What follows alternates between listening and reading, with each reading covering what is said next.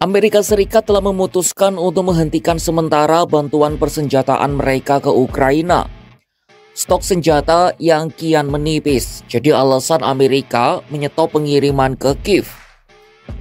Padahal Ukraina sangat mengandalkan persenjataan AS, terutama rudal pertahanan udara, untuk mencegat misil Rusia yang terus membombardir wilayah mereka. Melihat kawannya kesusahan, Eropa lalu menekan Cina untuk stop membantu Rusia. Seperti apa dinamika terkini dalam perang Rusia-Ukraina? Simak informasi lengkapnya dalam video berikut.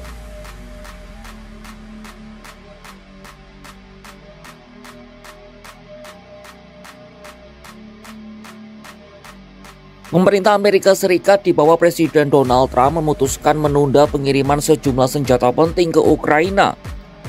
Keputusan ini diumumkan Gedung Putih pada Selasa 1 Juli 2025. Alasannya Pentagon khawatir stok persenjataan dalam negeri kian menipis. Artinya jika AS terus memasok senjata ke Ukraina, maka cadangan senjata dalam negeri bisa menyusut ke tingkat yang membahayakan kesiapan militer. Dikutip dari Kiev Independent, persenjataan yang dihentikan dikirim meliputi rudal PAC-3 Patriot, peluru artileri 155 mm, Stinger, AIM-7, dan rudal Hellfire. Padahal amunisi ini sangat dibutuhkan Ukraina untuk menahan gempuran Rusia, terutama di tengah intensitas serangan yang meningkat setelah lebih dari 3 tahun invasi berlangsung.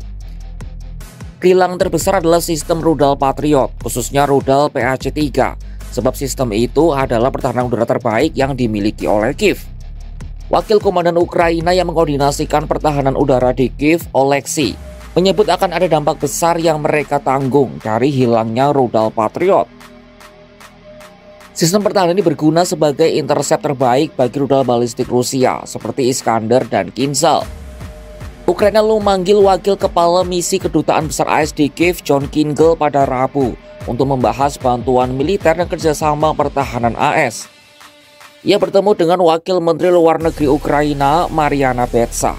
Dalam pertemuan itu, Betsa mengatakan penundaan bantuan militer AS hanya akan memperpanjang perang. Betsa juga menekankan sikap Rusia yang terus menolak gencatan senjata yang diusulkan AS selama pembicaraan di Arab Saudi pada Maret lalu. Ukraina berpendapat sangatlah penting untuk meningkatkan tekanan terkoordinasi terhadap Kremlin.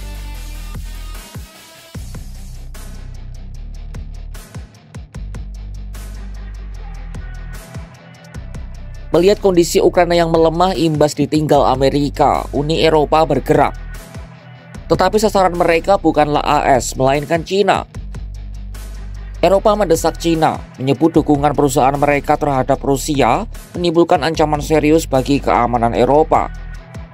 Pernyataan disampaikan oleh Kepala Kebijakan Luar Negeri Uni Eropa, Kaja Kallas, usai bertemu Menteri Luar Negeri Cina Wang Yi di Brussels, Belgia, Rabu 2 Juli 2025. Blok ekonomi yang beranggotakan 27 negara itu menentang aliran teknologi penting ke militer Rusia melalui Cina. Cina mengatakan tidak memberikan dukungan militer kepada Rusia untuk perang di Ukraina. Namun pejabat Eropa mengatakan perusahaan Cina menyediakan banyak komponen penting untuk pesawat dirawak Rusia dan senjata lain yang digunakan di Ukraina. Kallas mengimbau Beijing untuk menghentikan segera semua dukungan material yang mendukung kompleks industri militer Rusia. Eropa juga berharap Beijing mendukung gencatan senjata penuh dan tanpa syarat, serta perdamaian yang adil dan abadi di Ukraina. Diskusi pada Rabu ini dimaksudkan untuk meletakkan dasar bagi pertemuan puncak antara para pemimpin Uni Eropa dan Cina pada tanggal 24 hingga 25 Juli 2025 mendatang. Rencananya Presiden Dewan Eropa Antonio Costa dan Presiden Komisi Eropa Ursula von der Leyen akan melakukan kunjungan ke Cina dalam pertemuan puncak tersebut. Mereka akan bertemu dengan Presiden Cina Xi Jinping dan Perdana Menteri Li Qiang. Wang Yi juga bertemu Costa dalam pertemuan pada hari Rabu tersebut. Menlu Cina itu meminta kedua belah pihak untuk saling menghormati kepentingan inti masing-masing dan meningkatkan saling pengertian. Selain soal perang Rusia-Ukraina, keduanya juga membahas sejumlah topik lain. Di antaranya soal desakan kepada Cina untuk mengakhiri batasan ekspor unsur tanah jarang, serta dugaan praktik perdagangan tidak adil yang dilakukan negeri tirai bambu. Kedua pihak juga membahas situasi di Iran dan menyepakati pentingnya proliferasi nuklir.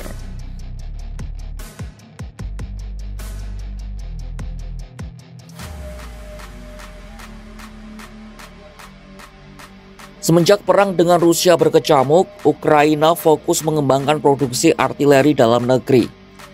Zelensky mengatakan industri pertahanan Ukraina kini menyediakan lebih dari 40% senjata yang digunakan dalam perang.